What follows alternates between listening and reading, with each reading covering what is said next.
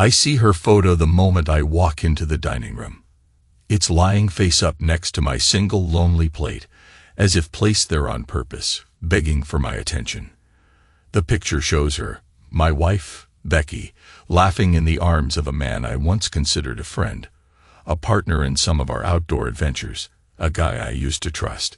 It's late, the overhead light in the dining room is dim, and the reflection off the glossy photo creates a bright spot right on his face.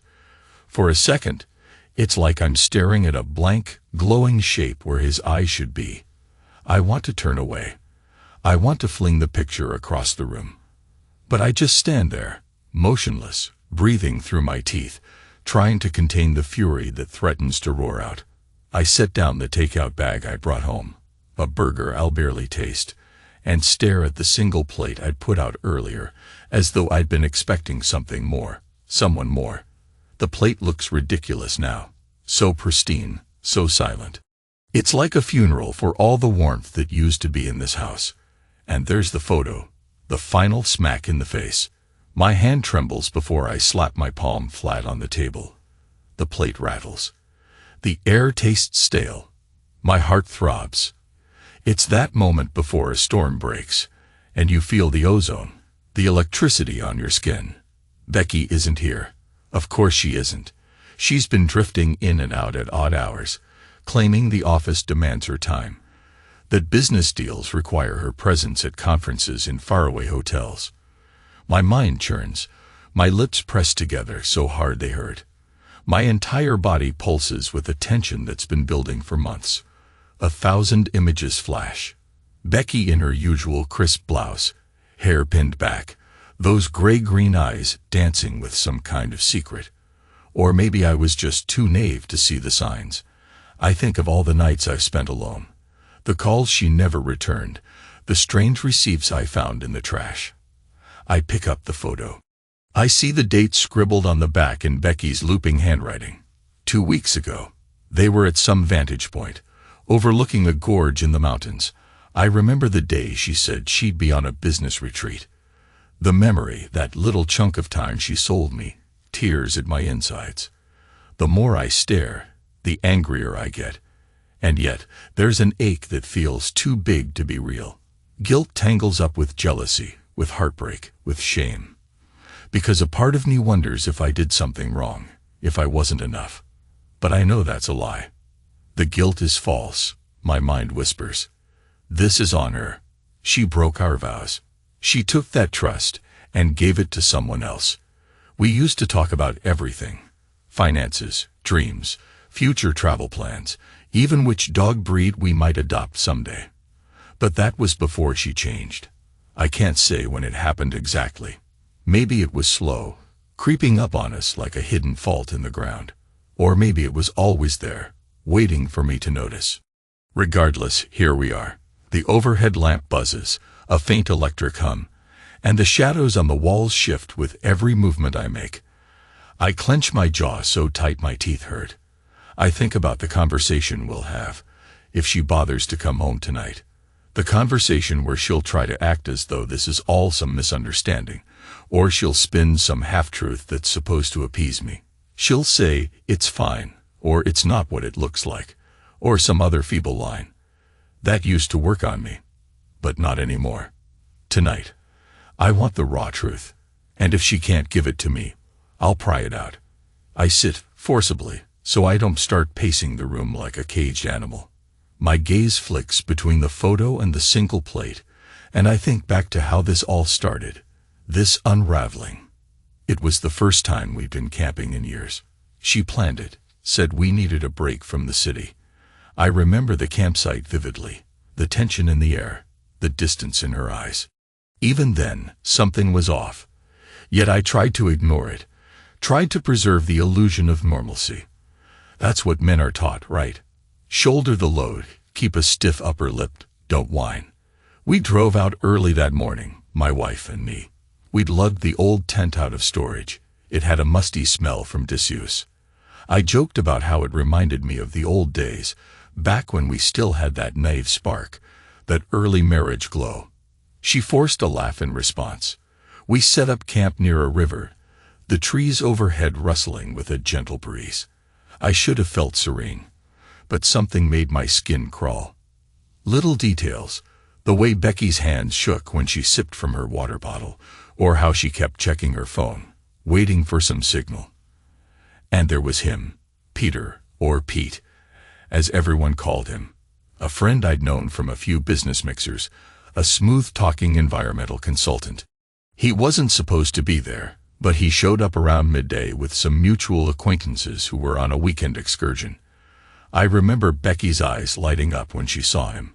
I assumed it was just the normal excitement of seeing a friend. I was blind, or maybe I just refused to see.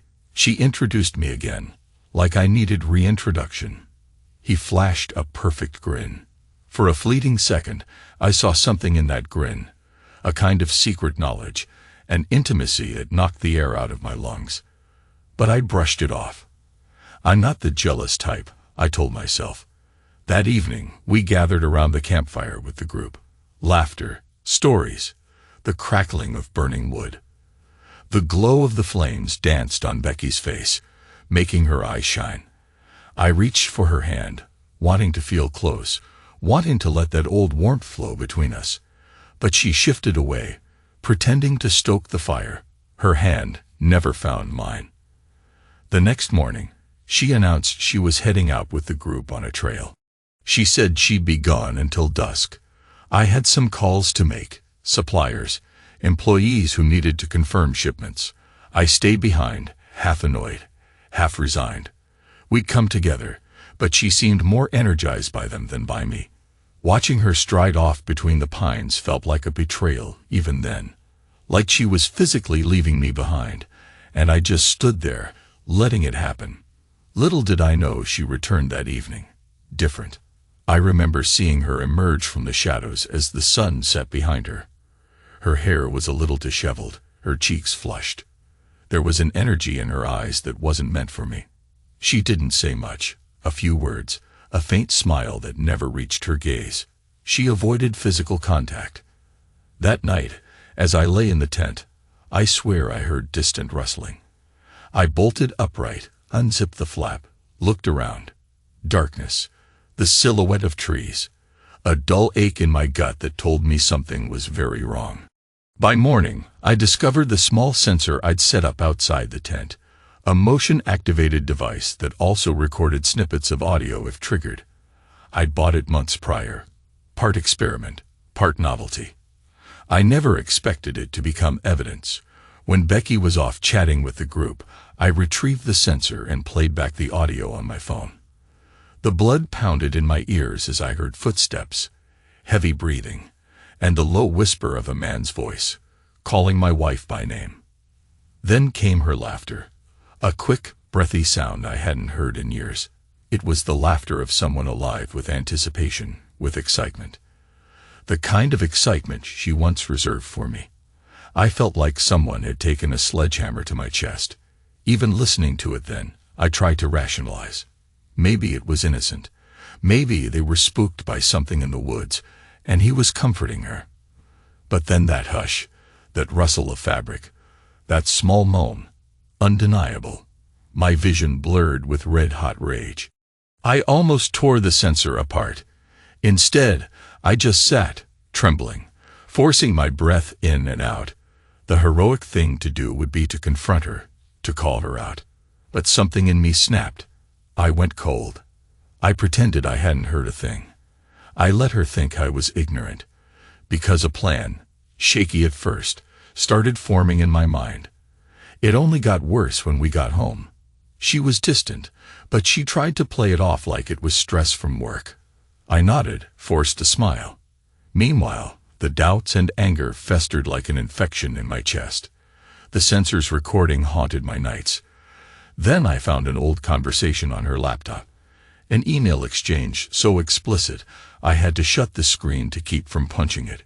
She wrote things to him she never said to me anymore, describing her fantasies, referencing times they'd sneaked off during business trips. I realized, with a jolt of numb horror, that this was no one-time fling. It had been going on for who knows how long. The worst blow came with the DNA test. God, I can't even think about it without my hands shaking. My son, 8 years old, the boy I've raised and loved, turns out not to be mine. I suspected it for a while. Something in his features, something in the timeline. But I told myself I was being paranoid. That day, the test results arrived, and my world collapsed in slow motion. All the father-son moments, the bedtime stories, the hopes I'd pinned on him. Suddenly, I was an outsider, a stand-in. I wanted to scream at Becky. I wanted to grab her by the shoulders and demand an explanation. Instead, I chose a different path. We co-own a specialty outdoor gear business. She handles marketing and event planning. I handle logistics and finances. Our business is moderately successful, enough to put us in a comfortable bracket. But behind that success was my unspoken loyalty, my unwavering support for her big ideas. Well, that was about to change. I decided to sabotage it from within, quietly, skillfully. I fed her small bits of misinformation, introduced her to weak partners who either flaked or dragged deals into the ground. I tarnished key relationships, slowly enough that Becky never saw the pattern. She thought she was just having a run of bad luck, that the economy was shifting. Meanwhile, I watched her pride, her sense of control, erode piece by piece. At night, she tried to act normal sometimes. "How was your day?" she'd ask, in that mild, distant tone. I'd stare right back and say, "Just fine." "Yours?" She'd shrug, rummage in the fridge. We'd barely speak beyond that. I'd stay late in the office, or go for long drives under the streetlights, the city looming around me like a silent judge. A man shouldn't cry, right? That's what I'd been taught. But the pain was like a blade twisting between my ribs. I kept my composure in public, like an actor hitting his marks, while inside, a furious stream of thoughts was ready to detonate at any moment. Tonight, though, I feel close to the edge. The photo of Becky and that bastard stares back at me, mocking me. It's as if the image says, "You're the fool. We're right here, right under your nose, and you didn't do a damn thing." My phone buzzes. It's a message from her. "Working late. Don't wait up." Another lie. Another piece of my soul carved out. But I'm not surprised. I flip the phone over, ignoring the impulse to reply with venom. Instead, I let the rage simmer. I've learned to harness it, to hold it like a sword in my mind. I stand up, switch off the dining room light, and stare at the half-lit hallway. My reflection in the window looks like a hollow shell. A single lamp in the living room casts a pale glow, accentuating the lines on my face. I remember a time I felt proud of those lines, a sign of experience, fatherhood, a life well lived. Now they just mark the scarring left by betrayal. As I walk through the house, the memories hit me in flashes. Our wedding day, her radiant smile, the honeymoon in the mountains, the day we signed the lease for our first office space, celebrating with cheap champagne. How do you reconcile that bright history with the stinking mess in front of you? My fists clench. A part of me wants to hurl something at the wall, to demolish the pictures, the furniture, everything that reeks of our shared past. But I hold back, because letting it out that way would be too easy for her. She expects me to snap. Then she could play the victim, turn the narrative. No, I won't give her that. I call up an attorney the next morning, a friend of a friend. We have a private conversation in the back of a coffee shop. I explain some of the situation. He doesn't need all the messy details. He suggests options: divorce, separation of assets, potential custody issues.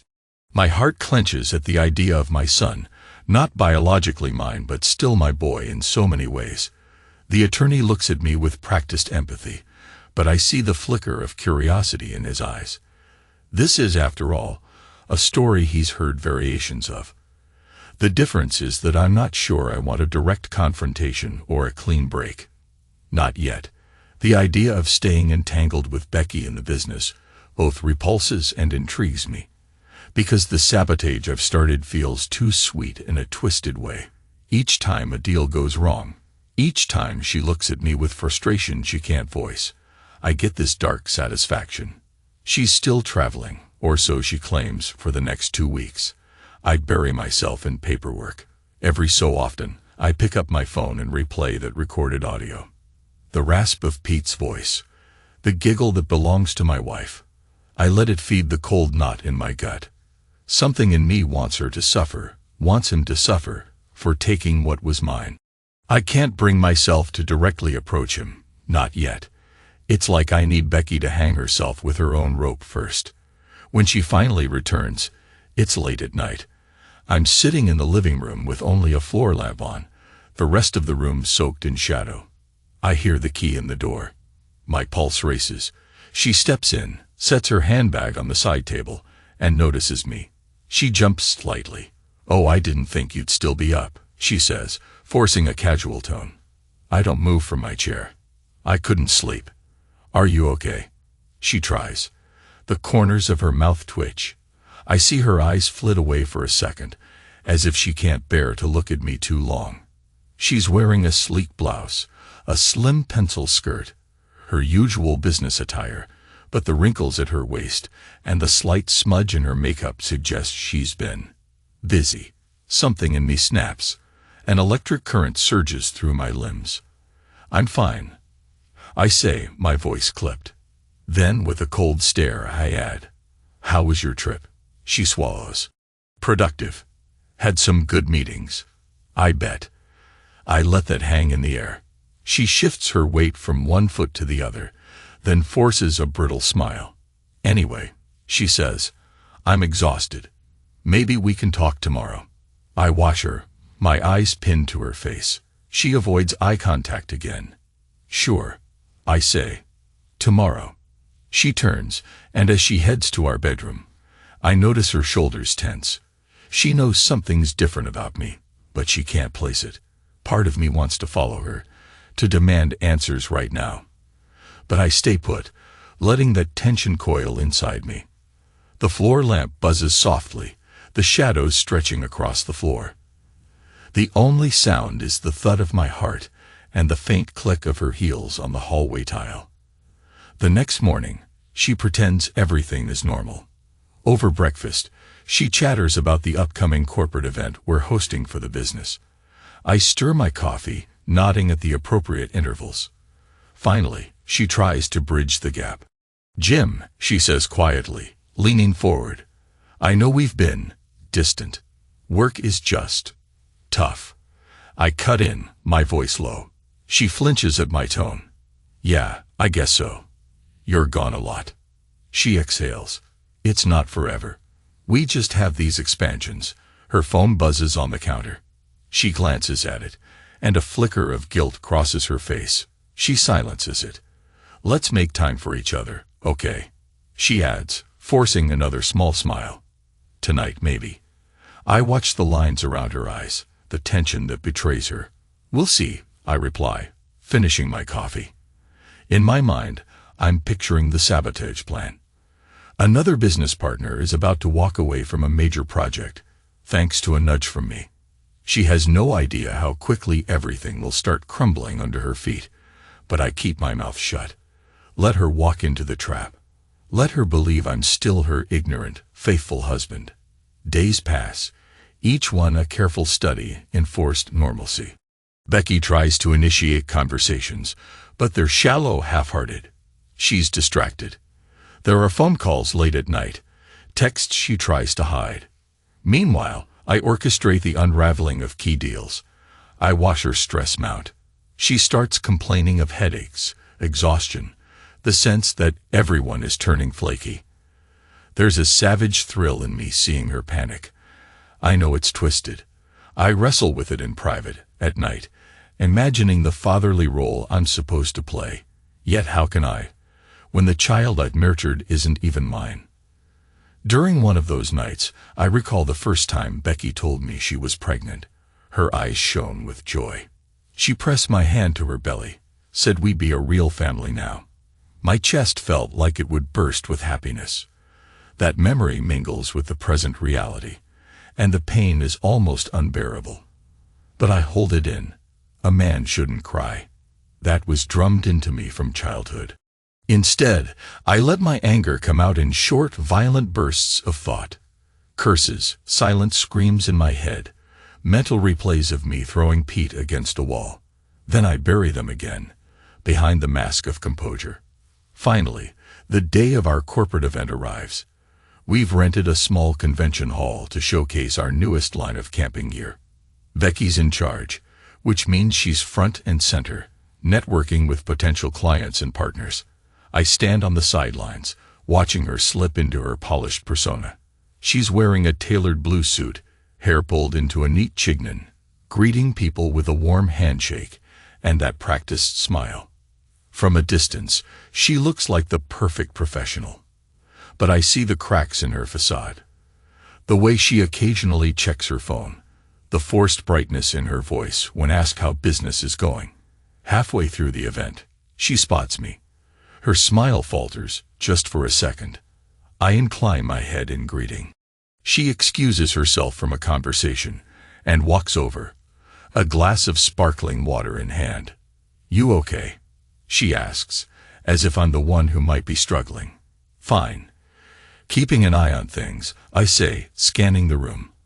I see a couple of potential investors who look uneasy, because I tipped them off that Becky's reliability might be questionable. I see one of our suppliers, frowning at a logistical oversight I planted. This event is about to teeter on the brink of disaster. She's about to say something else, but her phone buzzes. She checks it, a quick move she tries to hide. I catch a glimpse of the name. Pete. My stomach twists, and I force myself not to react. She looks up, meeting my gaze. I see the flicker of panic. She pockets the phone without answering. "Jim," she says quietly, her voice shaking just a little. "Let's talk later. Something's come up. I have to handle it." I nod, keeping my expression neutral. "Sure." She drifts away, heading toward the back corridor. I finish my drink, counting the seconds in my head. Then, with a sudden impulse I can't resist, I follow. I slip past the crowds, ignoring a few acquaintances who try to catch my eye. The corridor is dimly lit, a line of overhead lamps casting a sickly yellow glow. In the distance, I see Becky, phone pressed to her ear. I move closer, silent, hugging the wall. Her voice is hushed, but I catch snippets. "I can't talk now." "No, not yet." "He's here, obviously." "Yes, I miss you too." She laughs softly, that same tone from the recording. My chest tightens. It's an erotic undercurrent to her voice, something I haven't heard directed at me in a long time. A wave of jealousy and rage flares behind my eyes. I remind myself I'm in a public place. Don't do anything stupid here. She ends the call. She stands there for a moment, leaning against the wall. Her shoulders slump. When she turns, she nearly bumps into me. A flash of shock, guilt, or maybe fear crosses her face. "God, Jim," she says, pressing a hand to her chest. "You scared me." I let the silence stretch. The overhead lamp flickers, casting a strange, strobe-like effect over us. I see her eyes dart across my face, searching for clues. My jaw is locked so tight I can barely speak. "You okay?" she asks, her voice a quiver of forced concern. I want to say, "No, I'm not okay. I know everything. I heard you. I read your emails. I did the damn DNA test." But the words stick in my throat. Instead, I give a wry, bitter laugh. "Sure. Never better." Her lips part, but she doesn't speak. The tension is thick, and for a second, I wonder if she's going to tell me. If she'll break down and confess. But then footsteps echo down the hall. A staff member carrying a tray of refreshments passes by, nodding politely. Becky seizes the moment and brushes past me, heading back to the main area of the event. I'm left standing in the dim corridor, fists clenched. It doesn't take long for things to unravel in the worst way for her. Over the next hour, 2 major deals go belly up, and the murmurs about the poor organization grow louder. Becky's forced to put out fires left and right, apologizing, scrambling to salvage face. I hover near the perimeter, watching it all with a grim sense of accomplishment. This is what she deserves, I tell myself. She took everything from me, my trust, my fatherhood, my pride. Now she can feel what it's like to lose what she's built. At the end of the event, Becky looks exhausted, mascara smudged under her eyes, her hair disheveled from stress. She gives me a hollow look. We ride home in tense silence, the city lights flashing past the windows. The reflection of neon signs flickers across her face, each one exposing a new crack in the mask she's tried to hold on to. When we finally step inside our house, she drops her bag on the floor and lets out a shaky breath. I don't know what happened tonight, she says, her voice breaking. Everything was fine. And then, it all went wrong. I set my keys on the table, glancing at the photo from earlier, which I'd left face up, almost as an accusation. She notices it. Her expression falters. She picks it up, eyes darting between me and the image. "Where did you find this?" she asks, voice trembling. "Does it matter?" I snap, stepping closer. I can smell the faint perfume she wears, the same scent that probably clung to her when she was with him. My anger blazes, white hot. "You told me that weekend was a business retreat." She stares, color draining from her cheeks. For a split second, I see raw fear in her eyes. Then she tries to compose herself. "Jim, this is a misunderstanding. It's just a photo. Pete was." My voice explodes, louder than I've allowed it to be in months. "Don't you dare feed me that garbage. I'm done with your lies." The words echo in the hallway. I see her recoil, and a twisted sense of satisfaction floods me. Finally, I'm speaking. Finally, I'm letting it out. She draws a breath, tears welling in her eyes. "Jim, please. I know we've had problems. But can we just talk about this calmly?" Calmly. I nearly laugh, the sound harsh and bitter. "You want calmly? After you've spent months sneaking around with him, mocking me behind my back? After?" My voice cracks. I swallow, my fists trembling at my sides. "After I found out that my own son isn't mine." She freezes as if paralyzed. The tears spill over now, trailing down her cheeks. I didn't. Jim, that was so long ago, I swear. He doesn't even know." Her words ignite a fresh wave of rage. "He doesn't know. You think that makes it better. You let me raise him. You let me believe." My throat tightens. My vision blurs. For a moment, I think I might break down. But I clench my jaw, refusing to cry. "Do you have any idea what that does to a man?" She starts sobbing. It's not a dainty cry. It's raw, noisy, her shoulders shaking. Once, her tears might have moved me. Now I feel only a hollow satisfaction. "Jim, I never wanted to hurt you." She manages between heaving sobs. "I was just so lonely, so scared I'd lose everything." "Stop." I raise my hand, and she flinches. I wasn't going to hit her. God, no. But the fear in her eyes is telling. "Don't talk about losing everything like you're the victim. You lied to me. You betrayed me, more times than I can count. And I've kept quiet. I've let you run around, thinking you were so clever. Well, guess what?" I lean in, voice dropping to a lethal whisper. "I heard you that night in the campsite. I recorded it. I've known for a while now. And I've been unraveling our precious little business from the inside out." Her sobs catch in her throat. She stares at me, horrified. "What do you mean?" I take a step back, crossing my arms. "You think all those deals fell apart by coincidence? You think it's random that partners keep pulling out, that events keep turning disastrous? I've been orchestrating it, bit by bit. I wanted to watch you struggle, to watch you see everything slip away. Just like you made my world collapse." She looks sick, clutching the photo in one hand, her mascara-streaked face twisted in despair. "Jim, I don't know what to say. You've destroyed our livelihood, our future." "What future?" I bark. The future where you keep lying, keep meeting him behind my back. The future where I pretend to be a father to a child I never sired. That's not a future. That's a farce. My voice echoes in the silent hallway. We stand there, locked in that electric tension.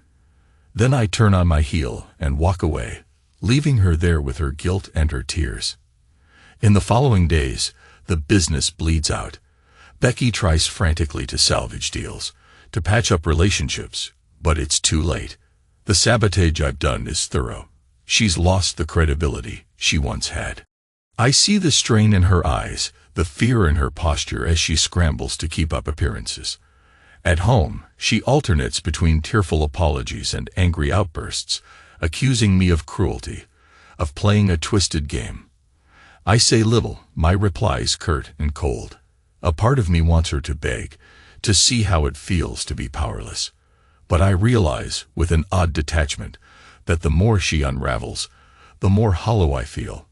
Revenge is a strange thing. It tastes sweet in the imagination. But in reality, it's a black hole that leaves you emptier than before. Eventually, she corners me in the living room one night. The lights dim, shadows dancing on the walls. "Jim," she says in a broken voice, "I made horrible mistakes. I know that. But this is too much. We'll both be ruined. Is that what you want?" I stare at her, noticing how she's lost weight, how the lines on her face have deepened. She looks older, and it hits me that this is the woman I once adored. We used to share everything. Now, we're strangers standing on opposite sides of a chasm. I shrug. I don't care about the business anymore. Her eyes brim with tears again. But what about us? Us. I repeat, shaking my head. There is no us. You made sure of that when you brought him into our tent, into our marriage, into our lives. And you let me play the fool. Her lip quivers. I just want to fix things. Some things can't be fixed, I say flatly. I rise from the couch, heading for the door. She doesn't try to stop me. She stands there, trembling, as I walk out into the night. The streetlights cast elongated shadows on the pavement. I slide into my car and drive aimlessly, the city lights blurring, my mind replaying everything like a broken record. I never planned on telling her about the sabotage so soon, but I couldn't hold back. Now that it's all out, I feel a strange sense of finality creeping in. Like the end is near, and maybe I don't care. But there's one more thread. Pete. I imagine him, smug and confident, thinking he's the better man.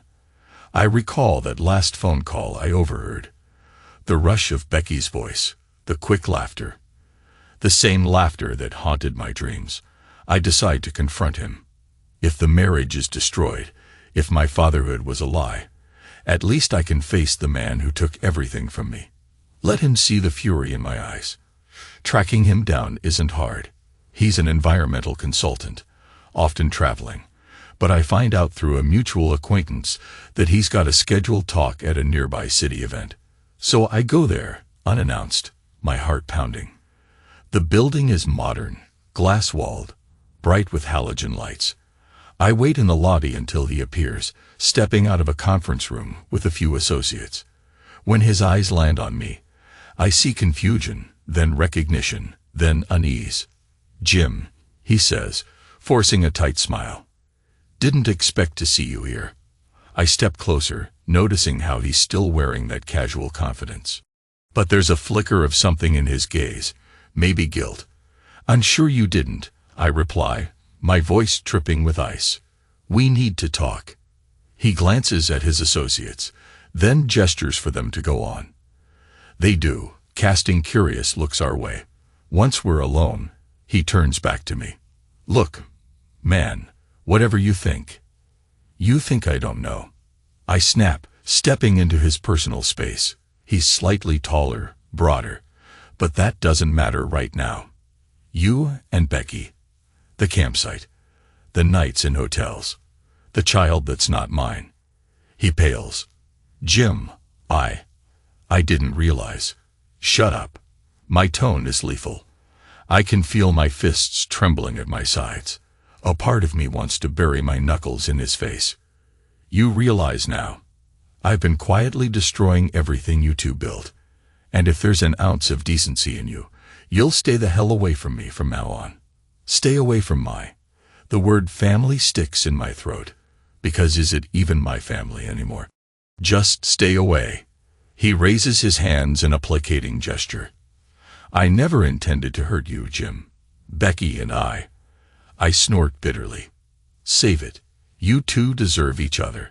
But I swear, if I see you around again, if I find out you're still in contact with her, I won't hold back next time. He doesn't reply. He just watches me with a wary tension. I turn on my heel and walk away. My footsteps echo in the bright hallway. Outside, the sky is inky black, a few distant stars flickering overhead. I release a shaky breath I didn't realize I was holding. My entire body feels like a taut wire ready to snap. But I made my threat, delivered my final words. Maybe that's all I needed from him. I drive back home, unsure why I'm returning to that house. Maybe a part of me wants closure, or maybe I want to see the final act of this tragedy through to the end. When I step inside, it's dark. The lamps are off. The living room empty. I move through each room until I find Becky sitting in the office, staring at her laptop. She looks up, startled, eyes swollen from crying. "Jim," she says softly, standing. "I thought you'd left." I flick on the overhead light. The glare is harsh, illuminating every tear stain on her cheeks. I say nothing, walking over to the desk. She stands there, hands twisted in front of her. The screen behind her shows emails, graphs of plunging profits, partnerships dissolving. The fallout from my sabotage is laid bare. And she's helpless to stop it. "Is this what you wanted?" she whispers, gesturing at the screen. Total destruction. I stare at it, feeling a hollowness in my chest. "It's what had to happen," I say at last. The words sound cold, even to me. She collapses into her chair, tears sliding down her cheeks again. "I don't know what to do anymore," she confesses, voice trembling. "I lost the man I love, the man I'd always loved, despite everything. And I don't even know how to fix it." Her words spark a sharp anger in me, but also a strange pang of pity. Love. That's a laugh. Did she love me when she was rolling around with Pete in the tent? Did she love me when she let me believe I was a father? I take a deep breath. "I'm done, Becky. There's nothing left for me here." She stands up, desperation flaring in her eyes. "Please, maybe if we can talk, if we can go to therapy." I shake my head. No amount of therapy can fix the fact that I was living a lie. You let me live a lie. That's not marriage. That's not love. She breaks into a sob, burying her face in her hands. I watch her for a moment, feeling conflicting emotions churn inside me. Then I turn and head for the door. I grab a small bag I'd already packed, my phone, my wallet. Becky follows me to the hallway, tears streaming. "Where are you going?" she chokes out. I glance back, my face set like stone. "I don't know yet, but it won't be here." Then I walk out into the night. The air is cool on my face. I feel my chest rise and fall, each breath a painful reminder that I'm alive. And with that realization comes a strange sense of freedom. It's over. The man I was, the trusting husband, the naive father, that man is gone. Maybe that's what must happen before I can rebuild. I spend days wandering. I stay in a budget motel at first, then drive out to the mountains, ironically seeking the solace of nature that once brought Becky and me together. The memories hurt, but something about the raw wilderness and the silent nights under the stars helps me process the storm inside. I scream into the empty air sometimes. I let tears flow in the darkness, though I still feel that twinge of shame. Men aren't supposed to cry, I was taught. But there are moments when the pain is too big to hold in. I consider selling my share of the business. I consider taking Becky to court. But in the end, I decide to let it go, because holding on to it would keep me tethered to her. I make some calls, start the process of extricating my name from the company. Becky tries to contact me, sending messages, voicemails begging me to come back, to work it out. But each time, I remember the betrayal, the lie of my fatherhood, that photo on the table, and I shut my phone off. Weeks pass. I drive to a secluded cabin I found online, a rental near a wide, calm lake. I spend my mornings fishing, my afternoons sitting on the porch with a battered notebook, scribbling down every thought, every regret, every shard of anger. The nights are cold, lonely, but not unbearable. Sometimes I watch the moonlight dance on the water, remembering how I once believed Becky and I would grow old together. That dream is dead, but I'm still here, breathing. I let that fact sink in. Slowly, it feels like I'm coming back to myself, a new version of me, tempered by betrayal, stronger for having faced it. One evening, as the sun sets, the sky bleeding orange and purple across the horizon, I see a text from Becky slip through. I haven't blocked her number, though I rarely answer. It simply reads, "Where are you?" I stare at it for a long moment. The old me would have felt a surge of pain, maybe a trace of hope. Now, all I feel is an odd emptiness. I power off the phone and place it on the windowsill. She doesn't need to know where I am. Because in a real sense, I'm gone. Not just physically, but from her life, her future, her memory. That man she married isn't here anymore. Days later, I return home just to pick up a few more things. My guitar, some personal keepsakes, an old photo album from my parents who have long passed. The house is quiet. Becky must be out, or maybe she's at a hotel somewhere, or with him. I don't really care. The business is in shambles, I know. A friend told me that Becky has been trying to rebuild, but it's not going well. My sabotage left a lasting mark. Does that make me feel victorious? Not really. If anything, it just feels like proof of how far I sank into the pit of vengeance. In the kitchen, I notice the table is cleared, the single plate gone.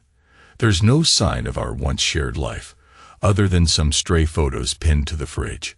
A smiling child, my not son. My chest tightens.